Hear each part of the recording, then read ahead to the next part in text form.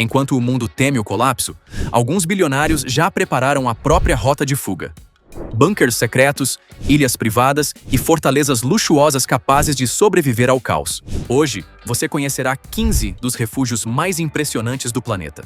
Número 1. Projeto Survival Condo. No meio de uma extensa região agrícola do Kansas, nos Estados Unidos, existe uma cúpula de concreto que mal consegue ser vista acima da vegetação. Quem passa de carro pelas estradas rurais provavelmente nem percebe que ela está ali. Aquela pequena estrutura visível na superfície é apenas a cobertura de um antigo silo de mísseis nucleares Atlas, perfurado a aproximadamente 61 metros de profundidade no leito rochoso das Grandes Planícies. O silo teve sua construção realizada pelo Corpo de Engenheiros do Exército dos Estados Unidos em 1960, em plena Guerra Fria. Naquela época, o local teve seu projeto desenvolvido para armazenar um míssil balístico intercontinental capaz de carregar uma ogiva nuclear. O míssil desapareceu há muito tempo. No lugar dele, existe agora um condomínio de luxo com 15 andares, todos completamente subterrâneos. O empreendimento teve todas as unidades vendidas, e já existe uma lista de espera para um segundo complexo instalado nas proximidades. O responsável pelo projeto é o empresário Larry Hall. Ele comprou o antigo silo em 2008 por cerca de $300 mil. Depois disso, investiu aproximadamente $20 milhões para transformar a estrutura militar abandonada no que ele próprio descreve como uma maravilha da engenharia. E, considerando tudo o que existe ali dentro, não é difícil entender o motivo dessa definição. As paredes do silo têm aproximadamente 2,90 metros de espessura e tiveram sua construção realizada com concreto reforçado e endurecido com resina epóxi.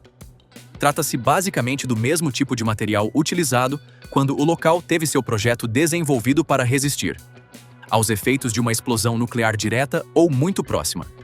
Na entrada, enormes portas de contenção pesam cerca de 7 toneladas e 200 quilogramas cada uma.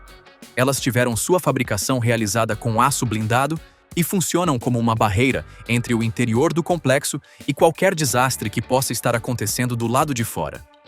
Para entrar, é preciso atravessar essas portas e fechá-las cuidadosamente atrás de você. Depois disso, o acesso aos níveis inferiores acontece por meio de um elevador que, de maneira bastante simbólica, só parece conduzir em uma direção, para baixo. 7 dos 15 níveis passaram por uma transformação em condomínios particulares.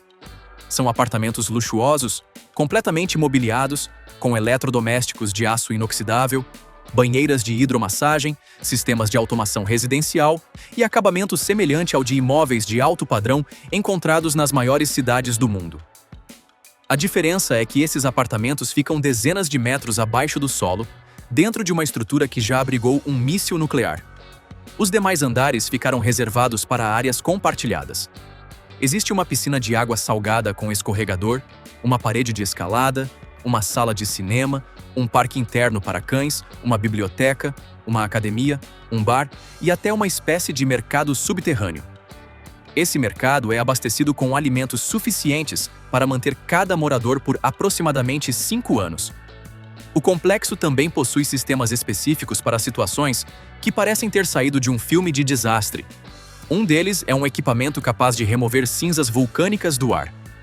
O sistema teve sua instalação realizada pensando especialmente na possibilidade de uma grande erupção da caldeira de Yellowstone, localizada a aproximadamente 1.450 quilômetros dali.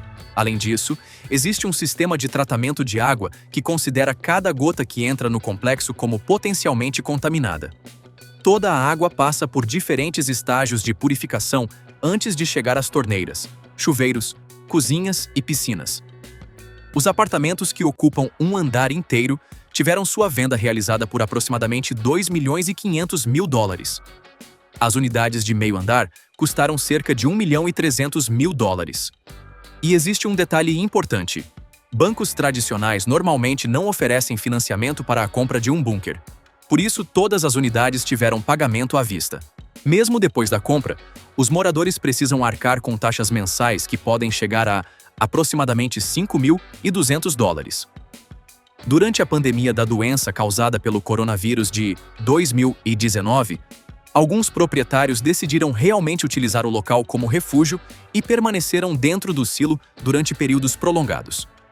Para a maioria das pessoas, morar dentro de um antigo silo de míssil nuclear pode parecer uma ideia desconfortável.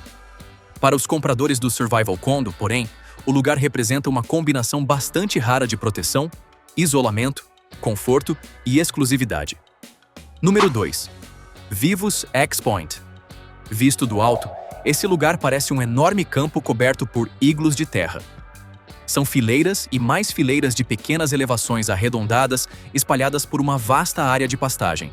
Quando você está em uma extremidade da propriedade, as construções mais distantes praticamente desaparecem no horizonte. Ao todo, existem 575 bunkers, distribuídos por uma área de aproximadamente 47 km². Cada uma dessas estruturas é feita de concreto reforçado e fica parcialmente enterrada sob uma grossa camada de terra. Os bunkers tiveram seu posicionamento realizado a uma distância aproximada de 120 metros uns dos outros em todas as direções. O nome do complexo é Vivos X-Point, e seus administradores o descrevem como a maior comunidade de sobrevivência do planeta. Curiosamente, o local não teve sua construção original destinada a salvar pessoas. Ele teve sua construção destinada ao armazenamento de bombas. Entre 1942 e 1967, a região abrigou o depósito de material bélico de Black Hills, também conhecido como Fort Igloo, uma enorme instalação de armazenamento de munições do Exército dos Estados Unidos. Durante a Segunda Guerra Mundial, a Guerra da Coreia e os anos mais tensos da Guerra Fria, o depósito armazenou armas convencionais e químicas, granadas, foguetes, projéteis de artilharia e diferentes tipos de munição. Com o tempo, uma pequena cidade formada por militares e suas famílias surgiu ao redor do complexo. Quando o exército encerrou as atividades do depósito em 1967, a população deixou o local quase tão rapidamente quanto havia chegado. A cidade praticamente desapareceu. Os bunkers permaneceram abandonados e vazios durante décadas. Em 2016, o empresário Robert Vicino comprou a propriedade de um fazendeiro da região por aproximadamente $2,5 milhões. Seu plano era transformar o antigo depósito de armas em um bairro preparado para o fim do mundo. Cada bunker oferece aproximadamente 204 metros quadrados de espaço interno. Os tetos arqueados chegam a cerca de 4 metros de altura, criando ambientes surpreendentemente amplos para uma estrutura originalmente projetada para guardar explosivos. As entradas possuem portas de aço reforçado, construídas para resistir a uma explosão interna equivalente a mais de 226 mil kg de pressão explosiva. No interior, telas de diodo emissor de luz simulam janelas e exibem paisagens do mundo exterior. Essas janelas virtuais podem mostrar campos, montanhas, praias, florestas ou qualquer outro cenário escolhido pelos moradores. A ideia é impedir que as pessoas se sintam completamente isoladas ou comecem a sofrer psicologicamente por permanecerem durante muito tempo em um ambiente sem luz natural. A água vem de poços profundos. A eletricidade é gerada, em grande parte, por painéis solares. Existe apenas uma estrada principal de entrada e saída, e ela pode ser observada a uma distância de aproximadamente 5 quilômetros. Uma equipe de segurança monitora essa estrada em tempo integral. No começo, o direito de uso de um bunker podia ser adquirido por cerca de $25 mil. Com o aumento da procura, o valor subiu para aproximadamente $55 mil, além de uma taxa anual pelo uso do terreno que gira em torno de $1.000. Entretanto, ter dinheiro não significa automaticamente ser aceito. Os candidatos precisam enviar informações sobre suas habilidades, experiências profissionais, histórico pessoal e motivos para procurar abrigo.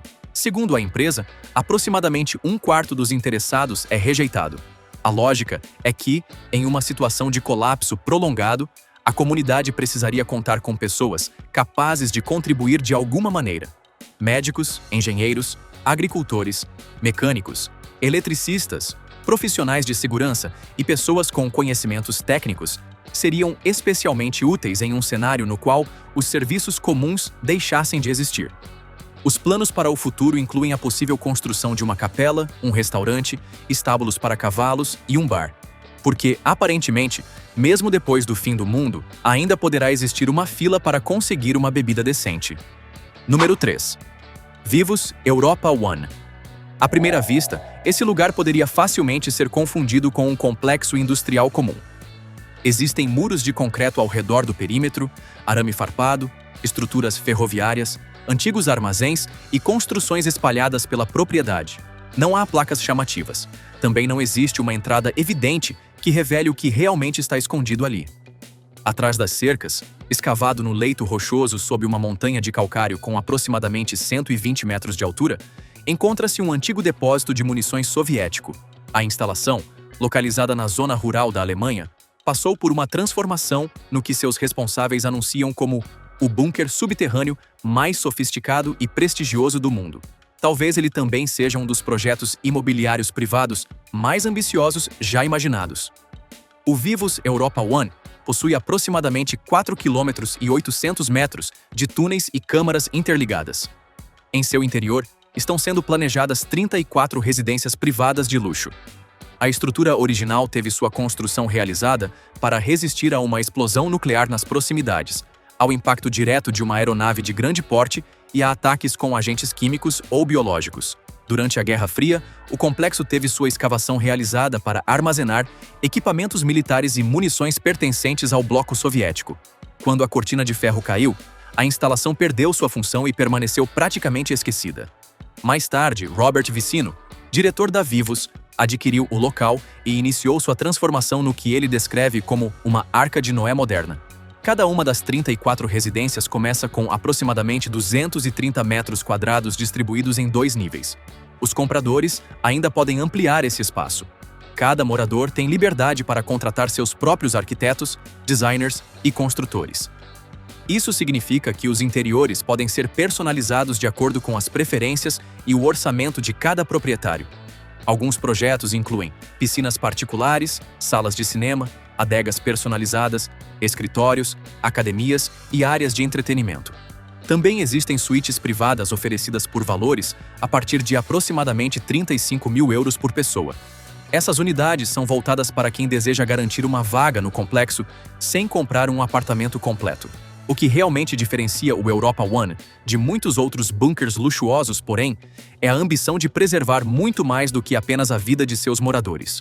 Os planos incluem a criação de um zoológico subterrâneo ou protegido, com uma seleção de animais destinada a preservar parte da diversidade das espécies durante um evento de extinção em grande escala. Também estão previstos um arquivo de ácido desoxirribonucleico, um banco de sementes, um museu e uma espécie de salão de registros históricos. A proposta é conservar informações, materiais genéticos, sementes, objetos culturais e documentos importantes para que, caso a superfície se torne temporariamente inabitável, os moradores possam um dia ajudar a reconstruir alguma forma de civilização. Os habitantes do Europa One não pretendem apenas sobreviver. Eles querem conduzir consigo para debaixo da terra parte do conhecimento, da cultura e da biodiversidade do mundo exterior. Número 4. Indian Creek Island. Indian Creek Island é uma ilha artificial com aproximadamente 120 hectares, localizada na Baía de Biscayne, cerca de 1,6 km ao norte de Miami Beach, na Flórida. Existe apenas uma estrada de entrada e saída. No final dessa estrada, há um posto de controle. Ninguém passa por ali sem autorização. Quando o nome de uma pessoa não está na lista de visitantes, os agentes de segurança costumam ser bastante firmes ao mandá-la de volta. A ilha possui sua própria força policial e uma patrulha marítima exclusiva.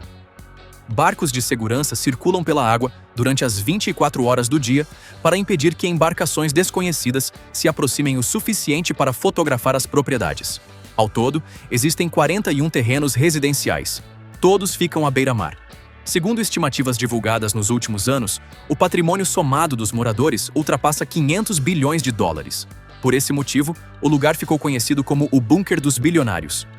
Dessa vez, o apelido não é apenas uma figura de linguagem. A área central da ilha é ocupada quase inteiramente pelo Indian Creek Country Club e por seu campo de golfe particular com 18 buracos. O número de membros é limitado. Não é possível simplesmente preencher um formulário e solicitar a entrada. A pessoa precisa ser convidada.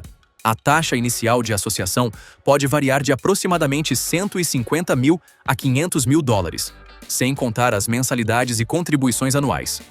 Jeff Bezos gastou mais de 230 milhões de dólares para comprar 3 propriedades vizinhas na ilha.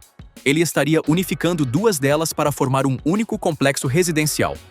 Tom Brady construiu no local uma residência descrita por corretores como uma mansão ecológica. Em determinado momento, a propriedade chegou a ser avaliada em aproximadamente 200 milhões de dólares, e Brady teria recusado propostas de compra.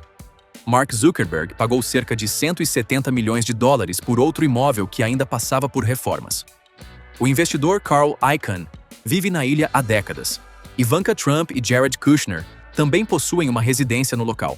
Apesar da enorme quantidade de riqueza concentrada ali, Indian Creek Island possui apenas cerca de 84 moradores registrados. Depois que debates sobre reformas tributárias mais severas ganharam força na Califórnia e em Nova York, diversas pessoas muito ricas começaram a transferir suas residências para a Flórida. A Flórida não cobra imposto estadual sobre a renda. Indian Creek possui uma ponte controlada por guardas, patrulhamento marítimo constante e um número extremamente reduzido de vizinhos. Para alguns bilionários, a escolha parecia bastante simples. Por volta de 2025, o patrimônio coletivo dos residentes transformava aquela pequena ilha em uma das áreas residenciais mais caras e financeiramente concentradas do planeta. Número 5. Istana Nurul Iman. O Guinness World Records reconhece o Istana Nurul Iman como o maior palácio residencial do mundo. E a diferença para os demais não é pequena. O nome Istana Nurul Iman pode ser traduzido como Palácio da Luz da Fé. Ele é a residência oficial do sultão Hassan al-Bolkiah, de Brunei. Hassan al-Bolkiah está entre os monarcas mais ricos e com o reinado mais longo da atualidade. O palácio possui 1.788 cômodos, 257 banheiros, 5 piscinas, um salão de banquetes com capacidade para 5.000 pessoas e uma mesquita que pode receber aproximadamente 1.500 fiéis. Também existem 110 garagens e cerca de 200 estábulos com ar-condicionado individual para os pôneis de polo do sultão. A enorme cúpula do palácio é revestida com ouro de 22 quilates. A construção teve sua conclusão em 1984, ano em que Brunei conquistou sua independência do Reino Unido. A área total é de aproximadamente 232 mil metros quadrados. Isso representa quase 5 vezes o tamanho do Palácio de Buckingham. O complexo também é maior do que muitas áreas construídas do Vaticano. Na época da conclusão, o custo recebeu uma estimativa de aproximadamente 1 bilhão e 400 milhões de dólares. Considerando o número de cômodos, a quantidade de funcionários, o tamanho do terreno e o valor empregado na construção, o Istana Nurul Iman pertence a uma categoria completamente diferente das demais propriedades desta lista. O sultão de Brunei é um dos poucos monarcas absolutos que ainda governam no mundo. Grande parte de sua riqueza está relacionada às reservas de petróleo e gás natural que ajudaram a transformar Brunei em uma das nações mais ricas da Ásia em renda por habitante. A coleção pessoal de automóveis do sultão possui valor estimado em cerca de 7.000 veículos. Ela incluiria aproximadamente 600 Rolls-Royce, 450 Ferrari e 380 Bentley. O valor total da coleção pode chegar a 5 bilhões de dólares. Isso representa mais do que o produto interno bruto anual de diversos países pequenos. Seu Boeing 747 particular teria custado aproximadamente 400 milhões de dólares. A aeronave recebeu interiores luxuosos e até uma pia revestida de ouro. Apesar de toda a exclusividade, durante 3 dias por ano, o palácio se torna muito mais acessível. Milhares de cidadãos de Brunei enfrentam longas filas para cumprimentar o sultão e receber uma tradicional quantia em dinheiro. Durante esse curto período, uma das residências privadas mais luxuosas do planeta também se transforma em uma das mais abertas ao público. No restante do ano, porém, a cúpula dourada continua refletindo o forte sol equatorial sobre o rio Brunei, e os portões permanecem fechados. Número 6. A Casa Segura. Nos arredores de Varsóvia, em uma vila tranquila cercada por casas retangulares de concreto construídas durante os anos 1960 e por antigos celeiros de madeira, existe uma residência completamente diferente de tudo ao seu redor. Durante o dia, ela se abre. Grandes paredes móveis deslizam sobre mecanismos eletrônicos. Algumas se afastam para os lados. Outras giram em direção à cerca externa, criando um pátio protegido. Quando essas barreiras se abrem, a casa revela grandes painéis de vidro do chão ao teto. A luz natural entra em abundância. O interior parece aberto, transparente e acolhedor. À noite, ou sempre que o proprietário desejar, a casa se fecha novamente. As paredes deslizantes retornam às posições originais. Enormes persianas reforçadas giram sobre dobradiças de aço e bloqueiam todas as aberturas. Quando está completamente fechada, a casa segura se transforma em um monólito de concreto. Não existem janelas visíveis. Não existem portas aparentes. Também não há um ponto de entrada óbvio. Para qualquer pessoa passando pela rua, o imóvel pode parecer apenas uma construção industrial sem função definida. A casa teve seu projeto e sua conclusão em 2009 para um cliente particular que estabeleceu uma prioridade bastante clara: segurança máxima. Apesar da aparência defensiva, a residência possui aproximadamente 567 metros quadrados, distribuídos em 2 andares. Não é apenas um quarto de pânico ampliado, é uma casa familiar espaçosa e confortável. Existe inclusive uma piscina acessível por meio de uma ponte levadiça instalada no andar superior. Todo o projeto teve seu desenvolvimento em torno de uma ideia principal: a área protegida de uma residência não precisa ser fixa. Ela pode se expandir ou se contrair de acordo com a situação. Quando a casa está aberta, a zona segura se amplia para incluir parte do jardim e do pátio. Quando está fechada, essa zona diminui até coincidir exatamente com o contorno da construção. Embora as grandes superfícies móveis pareçam feitas de concreto sólido, elas são formadas por estruturas de aço revestidas com placas de cimento. Isso permite que sejam leves o suficiente para se moverem com motores elétricos, mas resistentes o bastante para dificultar enormemente qualquer tentativa de invasão. A propriedade é usada como residência de fim de semana. O projeto recebeu diversos prêmios de arquitetura. Curiosamente, quando está fechada, ela não se parece com uma casa premiada. Parece uma fortaleza. E provavelmente esse era exatamente o objetivo desde o início. Número 7. O rancho de Sam Altman em Big Sur. Em 2016, Sam Altman estava sentado próximo a uma fogueira durante uma festa da Y Combinator, no Vale do Silício. Diante de um grupo de fundadores de empresas iniciantes, ele decidiu revelar parte de seu plano pessoal para enfrentar um desastre de grandes proporções. Altman afirmou que possuía armas, ouro, comprimidos de iodeto de potássio, antibióticos, baterias, água armazenada e máscaras de gás utilizadas pelas forças militares de Israel. Ele explicou que 2 cenários específicos o preocupavam. O primeiro era o surgimento de um vírus extremamente contagioso, modificado em laboratório e liberado na população. O segundo era o desenvolvimento de uma inteligência artificial que decidisse atacar a humanidade. Altman também afirmou que possuía uma grande área de terra em Big Sur, na costa da Califórnia, para onde poderia viajar de avião em uma emergência.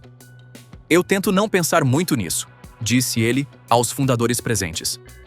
O grupo ficou em silêncio. O elemento mais surpreendente da história não era a existência dos suprimentos. A Califórnia possui uma longa tradição de pessoas ricas e excêntricas que se preparam para terremotos, guerras, crises econômicas e colapsos sociais. O que chamava a atenção era a pessoa que estava falando. Naquele momento, Altman era presidente da Y Combinator, a incubadora de empresas que ajudou a impulsionar companhias como Airbnb, Dropbox e centenas de outras. Mais tarde, ele se tornou diretor executivo da OpenAI, empresa responsável pela criação do ChatGPT e uma das organizações mais influentes no desenvolvimento da inteligência artificial. Altman também falou diante do Senado dos Estados Unidos sobre os riscos relacionados à tecnologia que sua própria empresa ajuda a desenvolver. Ele assinou declarações públicas, alertando que sistemas avançados de inteligência artificial poderiam apresentar riscos comparáveis aos de uma guerra nuclear ou de uma pandemia. Ao mesmo tempo, em sua vida particular, ele mantinha máscaras militares de proteção, medicamentos contra a exposição radioativa e um terreno isolado em Big Sur que poderia alcançar de avião. Em 2016, Altman contou à revista The New Yorker que, caso uma pandemia global ocorresse, seu plano alternativo consistiria em voar com o amigo Peter Thiel até a propriedade que Thiel possuía na Nova Zelândia. A Nova Zelândia, como veremos, ocupa um lugar importante nos planos de sobrevivência de diversos bilionários. Anos mais tarde, Altman afirmou que já havia considerado a construção de um bunker de verdade. Segundo ele, a principal motivação não estaria necessariamente relacionada ao medo da inteligência artificial, mas ao fato de que países e grupos armados voltaram a lançar bombas em diferentes partes do mundo. O iodeto de potássio citado por Altman merece uma explicação.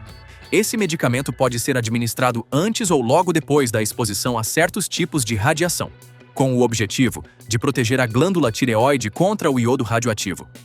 Comprimidos desse tipo costumam ser distribuídos a pessoas que vivem nas proximidades de usinas nucleares. E, aparentemente, o diretor de uma das empresas de inteligência artificial mais poderosas do mundo mantém alguns deles guardados em algum lugar da Califórnia. Número 8. A propriedade de Peter Thiel, no Lago Wanaka.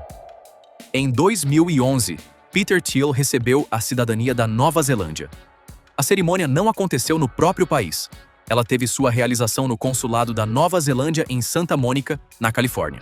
Até então, Thiel havia passado apenas 12 dias em território neozelandês. Isso representava menos de 1% do período de residência normalmente exigido dos candidatos à cidadania. Mesmo assim, o governo aprovou o pedido utilizando uma cláusula de circunstâncias excepcionais. A justificativa era que Thiel havia se comprometido a investir no setor de tecnologia do país. Quando esse acordo se tornou público, em 2017, a revelação provocou um pequeno escândalo nacional.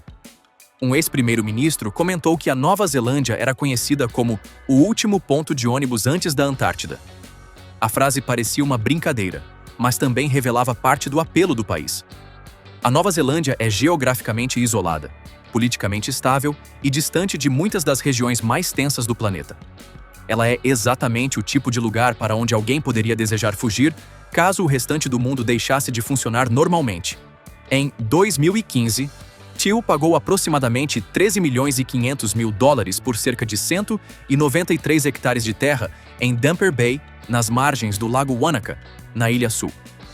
O lago e as paisagens ao redor tiveram utilização como locações nos filmes de O Senhor dos Anéis, dirigidos por Peter Jackson. Thiel é conhecido por gostar bastante dessas obras. Antes da compra, organizações ambientais da região haviam feito campanha para reduzir a quantidade de lotes disponíveis para venda. O plano original previa 6 propriedades separadas. Depois da pressão ambiental, apenas uma grande parcela permaneceu disponível. O objetivo era justamente impedir que a área passasse por divisão e ocupação por diversos projetos de luxo destinados a bilionários estrangeiros. Thiel comprou a única parcela que restou. Depois disso, contratou Ken Gokuma, arquiteto japonês responsável por projetos como o Estádio Olímpico de Tóquio, para desenhar um complexo integrado à encosta. O projeto previa uma pousada para convidados com aproximadamente 330 metros de comprimento, grandes paredes de vidro e capacidade para acomodar 24 pessoas.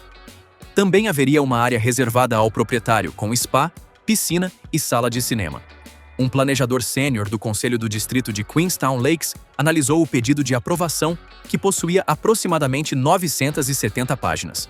Depois de estudar o material, recomendou a rejeição do projeto. Segundo a avaliação, a construção provocaria impactos negativos sobre a paisagem e sobre o caráter natural da região. Esses impactos, de acordo com o relatório, não poderiam ser reduzidos de maneira adequada. O Conselho concordou com a recomendação. Thiel ainda não retirou formalmente a proposta. Também não explicou publicamente o que pretende fazer em seguida. Por enquanto, os 193 hectares continuam funcionando como uma fazenda às margens de um lago que parece ter recebido sua criação para um filme de fantasia. E, de certa maneira, aconteceu exatamente isso. Número 9. Hearst Castle. Em 1919, William Randolph Hearst herdou de seus pais aproximadamente 101 mil hectares de terras ao longo da costa da Califórnia. Depois disso, procurou a arquiteta Julia Morgan. Hearst disse que estava cansado de acampar no alto de uma colina em San Simeon. Ele queria construir algo um pouco mais confortável naquele local. Morgan examinou o terreno e começou a trabalhar. A construção continuou durante 28 anos. Quando Hearst deixou San Simeon em 1947, aquilo que havia começado como uma casa um pouco mais confortável havia se transformado em La Cuesta Encantada, ou a Colina Encantada. A propriedade no alto da montanha possuía 165 cômodos. Também havia 3 casas de hóspedes, 2 piscinas, uma sala de cinema, uma pista de pouso particular e aproximadamente 51 hectares de jardins planejados. Espalhadas por esses jardins estavam esculturas antigas de valor incalculável. O salão de refeições era decorado com tapeçarias flamengas do século XVI. Atrás de uma das lareiras, Hearst mandou instalar uma porta secreta. Essa passagem conduzia a um elevador particular, permitindo que ele surgisse sem aviso em diferentes partes da propriedade. A lista de visitantes incluía algumas das personalidades mais famosas da época.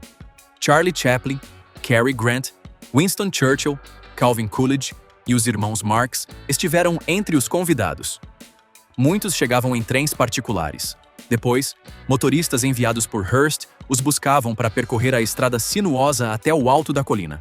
Durante o trajeto, os visitantes podiam encontrar cangurus, camelos, avestruzes, bisões e zebras andando pelas encostas. Esses animais faziam parte do que chegou a ser o maior zoológico particular do mundo. A coleção reunia aproximadamente 50 espécies de herbívoros, distribuídas por mais de 800 hectares. Durante a Grande Depressão, as finanças de Hearst entraram em colapso. Em 1937, ele recebeu a obrigação de desmontar o zoológico. A maioria dos animais teve sua doação destinada a instituições públicas. Entretanto, durante uma tempestade de inverno, parte da cerca que mantinha as zebras presas acabou derrubada. Ninguém reconstruiu a barreira. Os animais caminharam até as áreas vizinhas do rancho e nunca mais tiveram sua retirada do local. Em maio de 1947, Hearst deixou San Simeon pela última vez. Ele estava doente e seguia recomendações médicas. Enquanto o carro se afastava, sua companheira, Marion Davis, olhou para o castelo. "Nós vamos voltar, W.R. Você verá", disse ela. Hearst nunca voltou. Ele morreu em Beverly Hills 4 anos depois. As zebras, porém, permaneceram. Os descendentes dos animais originais ainda pastam próximo à rodovia 1. Motoristas continuam parando no acostamento porque não conseguem acreditar que estão vendo zebras livres no meio da costa da Califórnia. Número 10. Xanadu 2.0. Em 1988, Bill Gates comprou por aproximadamente $2 milhões um terreno com vista para o Lago Washington, na cidade de Medina. Depois disso, gastou 7 anos e mais $63 milhões construindo uma residência. Cerca de 300 pessoas trabalharam no projeto. Quando a propriedade ficou pronta, Gates a chamou de Xanadu 2.0. O nome fazia referência à mansão fictícia e aparentemente interminável do filme Cidadão Kane. Caso Gates tenha percebido a ironia, ela não parece ter causado nenhum incômodo. Atualmente, a propriedade possui avaliação superior a $130 milhões. Ela também é considerada uma das residências particulares tecnologicamente mais complexas já construídas. A casa possui aproximadamente 6.130 metros quadrados. Seu estilo lembra uma grande cabana de luxo do noroeste do Pacífico. Existem 24 banheiros e uma piscina interna com aproximadamente 18 metros de comprimento. A piscina conta com um sistema de som subaquático.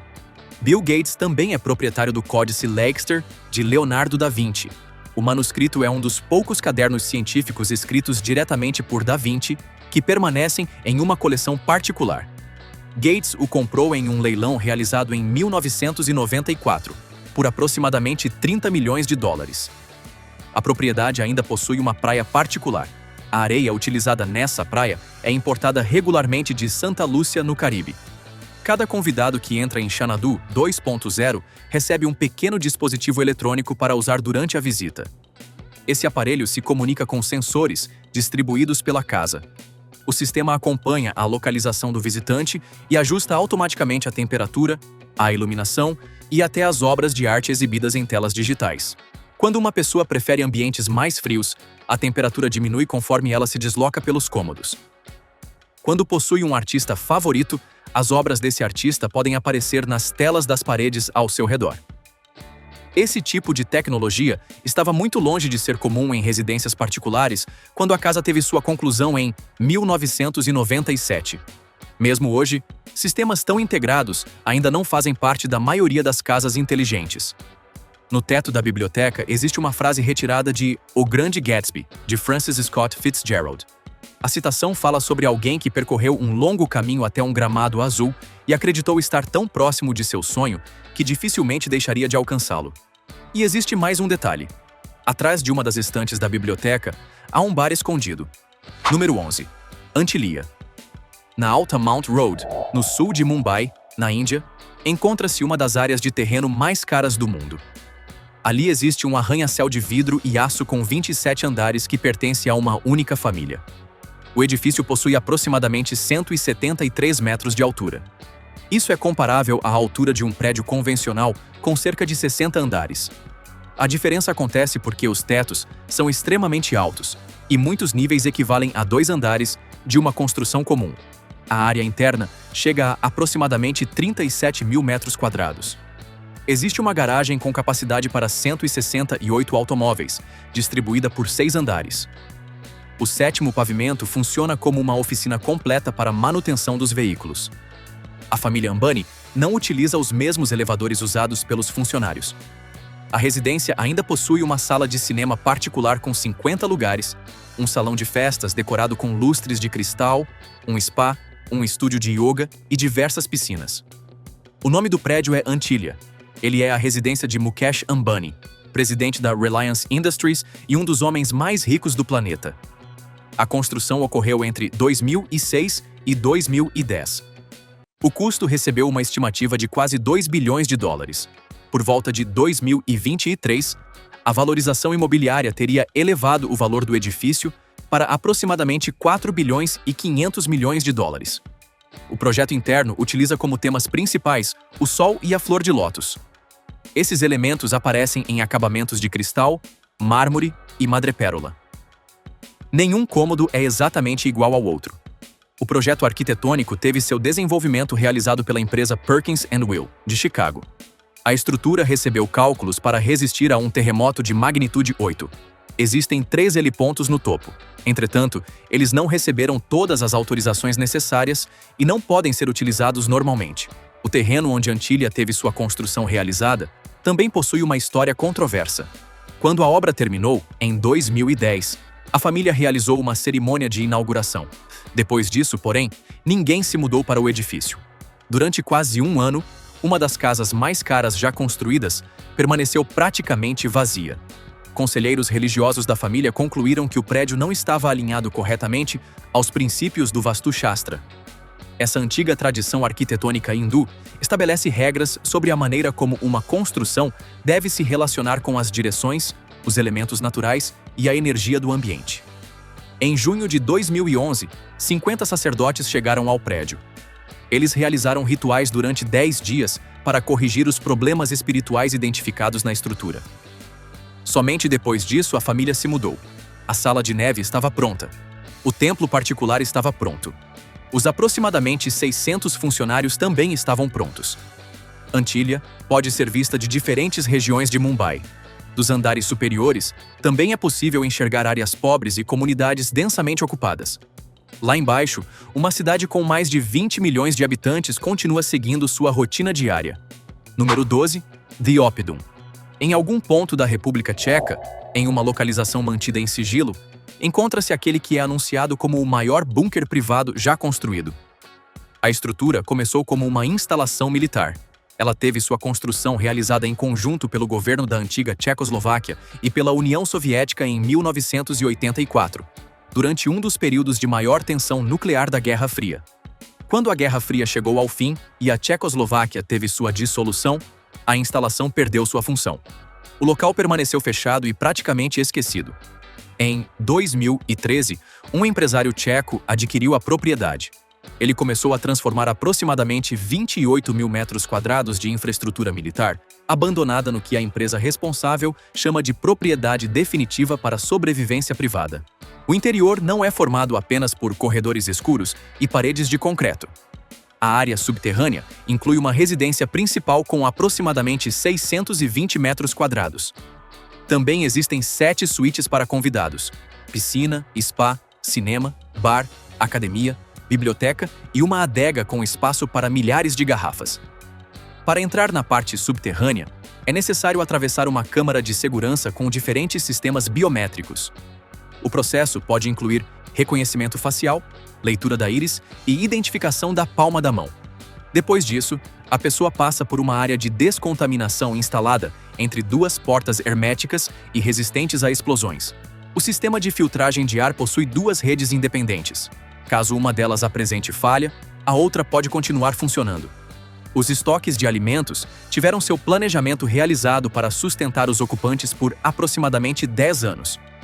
Na superfície, existem um campo de golfe, um heliponto e um sistema automatizado de defesa. Os materiais promocionais da empresa não explicam exatamente como esse sistema funciona. Uma pessoa poderia dirigir até a propriedade sem perceber nada que revelasse o enorme complexo escondido debaixo do solo. Nos ambientes residenciais, painéis digitais funcionam como janelas virtuais. Eles podem exibir campos, cidades, litorais, montanhas ou qualquer outro cenário. O objetivo é fazer com que os moradores não se sintam completamente desconectados do mundo exterior. Existem relatos de que o complexo teria sido vendido recentemente a um único bilionário, cuja identidade não recebeu divulgação. O preço também permanece desconhecido. A propriedade teria como destinatários o proprietário, a família, os funcionários essenciais e um grupo de pessoas próximas. A localização exata continua sendo tratada como informação confidencial. Nas imagens de divulgação, o Oppidum parece exatamente o que realmente é: a versão mais cara e tecnologicamente avançada de um impulso humano muito antigo. Construir paredes altas, fechar os portões, armazenar comida, criar uma imitação do nascer do sol e torcer para que aquilo que estiver acontecendo do lado de fora não consiga atravessar as portas blindadas. Enquanto o mundo da superfície muda, as estações podem ser reproduzidas nas telas, no teto e nas falsas janelas. E ninguém do lado de fora saberá que existem pessoas vivendo ali embaixo. Número 13. O Rancho Coolao, de Mark Zuckerberg. Em janeiro de 2024, a revista Wired publicou uma investigação sobre o que Mark Zuckerberg vinha construindo discretamente na costa norte da ilha de Kauai, no Havaí. A propriedade é conhecida como Coolao Ranch. Ela ocupa aproximadamente 567 hectares. Somando o preço das terras e os custos das construções, o investimento ultrapassaria 270 milhões de dólares. Isso coloca o projeto entre os complexos residenciais privados mais caros já construídos. A partir de documentos de planejamento e de relatos de antigos prestadores de serviço, os jornalistas identificaram duas grandes mansões. Juntas, elas teriam aproximadamente 5.300 metros quadrados. As duas teriam conexão por meio de um túnel subterrâneo. Esse túnel também conduziria a um abrigo independente com aproximadamente 460 metros quadrados. O espaço teria seu próprio sistema de energia, reservas de alimentos e uma porta resistente a explosões.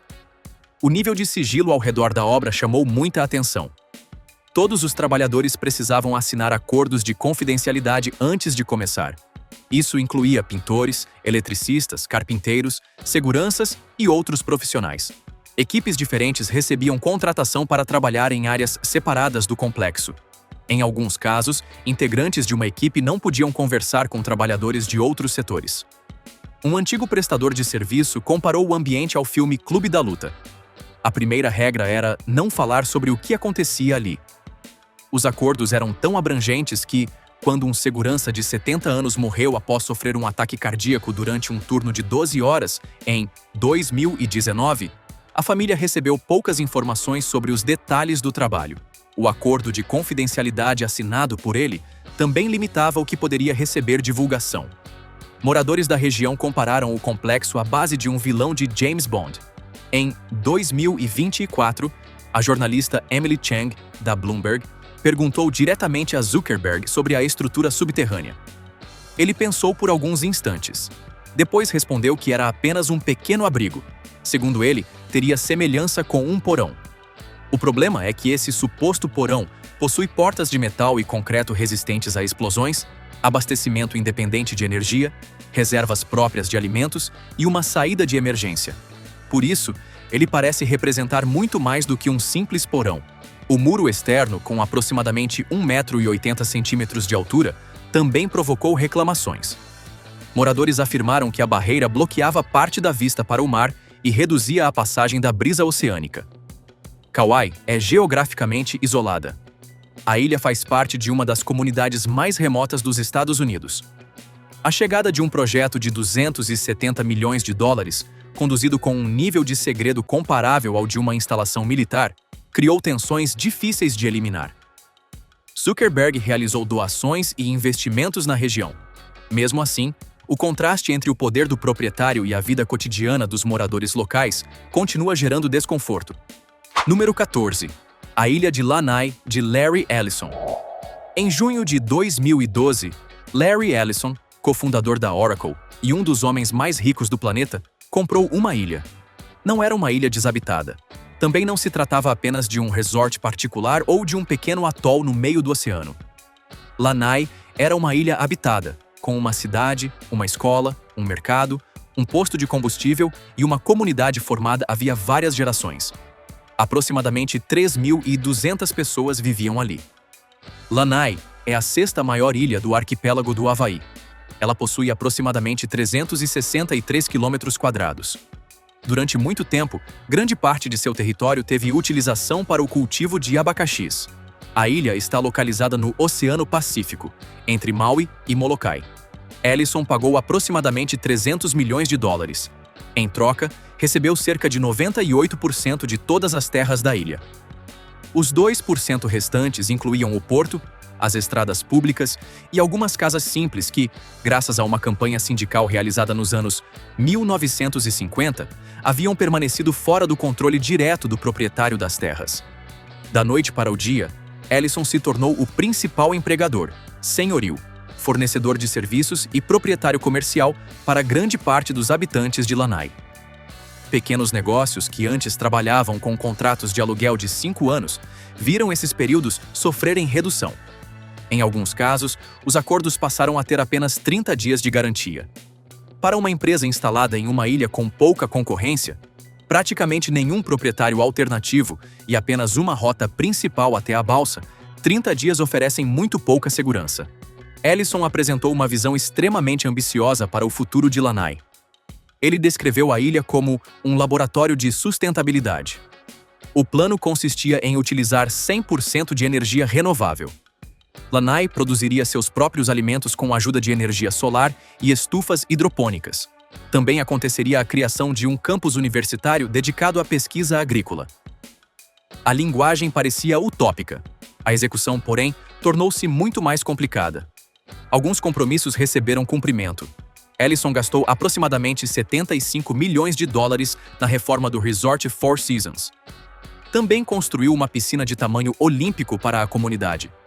Outras ideias receberam modificações ou simplesmente desapareceram dos anúncios. Um conjunto de 150 unidades residenciais, inicialmente divulgado como uma oportunidade para que moradores comprassem suas casas, acabou transformado em imóveis para aluguel. Reportagens e moradores locais já compararam Ellison a uma espécie de rei americano contemporâneo. A descrição não é apenas simbólica. Ele controla o mercado, o posto de combustível, o jornal local e a empresa que administra grande parte das terras. Projetos importantes recebem anúncios frequentes, sem consulta ampla à população. Depois podem sofrer alterações sem explicações detalhadas. Durante a pandemia da doença causada pelo coronavírus de 2019, Ellison passou a viver em Lanai em tempo integral. A ilha começou a receber mais jatos particulares e iates transportando visitantes famosos, entre eles Elon Musk, Tom Cruise e diferentes líderes políticos. As suítes do Four Seasons receberam reformas em um estilo comparado por alguns jornalistas ao cenário da série The White Lotus. As diárias mais caras podem chegar a dezenas de milhares de dólares. Hearst Castle era uma mansão. Antillia é um arranha-céu residencial. O Oppidum é um bunker subterrâneo. Lanai é diferente de todos eles. Lanai não é apenas um prédio, é uma ilha inteira. E Larry Ellison comprou quase tudo o que existe nela. Número 15. Versailles, na Flórida. David Siegel era o fundador da Westgate Resorts, uma das maiores empresas privadas de propriedades compartilhadas dos Estados Unidos. Em 2004, ele já era rico o bastante para começar a construir aquela que deveria se tornar a maior residência particular do país. A casa teria inspiração no Palácio de Versalhes, localizado nos arredores de Paris. O plano não era apenas copiar o Palácio francês. Siegel queria criar algo ainda maior e mais chamativo. A residência precisava ser impossível de ignorar. Ela deveria ser visível, extravagante e reconhecida como a maior. O projeto previa aproximadamente 8.360 metros quadrados de área, construída em um terreno de pouco mais de 4 hectares. A casa teria 13 quartos, 30 banheiros, 10 cozinhas, garagem para 20 automóveis e até uma pista de patinação no gelo. Então chegou a crise financeira. Em 2008, os credores da Westgate exigiram o pagamento de centenas de milhões de dólares em empréstimos. A empresa quase entrou em colapso. A família Siegel precisou demitir milhares de funcionários. A estrutura inacabada de Versailles, que já era enorme e facilmente reconhecível, recebeu anúncio de venda por aproximadamente 75 milhões de dólares. A queda financeira da família se transformou no tema do documentário The Queen of Versailles, lançado em 2012. O filme acompanhou Jacqueline Siegel enquanto ela tentava se adaptar a uma realidade financeira muito diferente. Ela apareceu fazendo compras no Walmart pela primeira vez, viajando em voos comerciais e tentando compreender a distância entre a vida de luxo que havia levado e as limitações que surgiram de repente. O documentário se tornou uma obra cultuada porque mostrou, com uma clareza incomum, o que acontece quando os mecanismos que sustentam uma enorme fortuna deixam de funcionar. A construção de Versailles acabou retomada. Mesmo assim, de acordo com reportagens recentes, a casa continua inacabada. Mais de 20 anos se passaram desde o início das obras. Algumas estimativas indicam que os gastos já ultrapassaram 100 milhões de dólares. A data de conclusão sofreu adiamentos repetidos. Aquilo que parecia ser um projeto de poucos anos se transformou na principal obra da vida de uma família.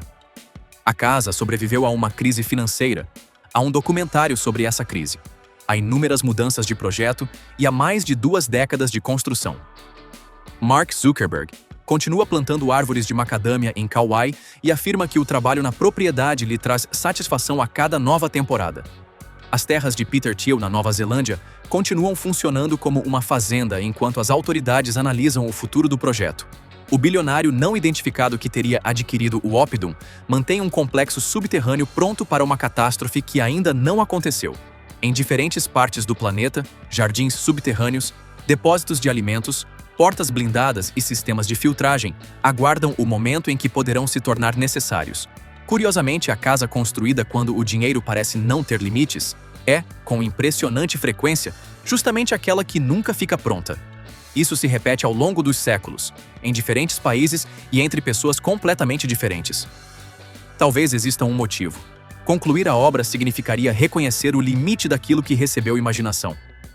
Enquanto a construção continua, o sonho ainda pode crescer. Sempre é possível adicionar mais um salão, ampliar uma garagem, criar outro jardim, alterar uma piscina, instalar um novo sistema de segurança ou enviar mais um pedido de autorização.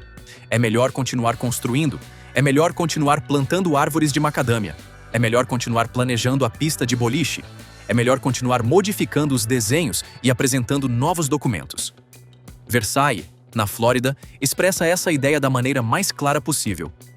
A casa ocupa um enorme terreno, possui dimensões absurdas, recebeu o nome do palácio mais famoso do mundo e permanece em construção há mais de 20 anos. E a pista de boliche ainda não está pronta.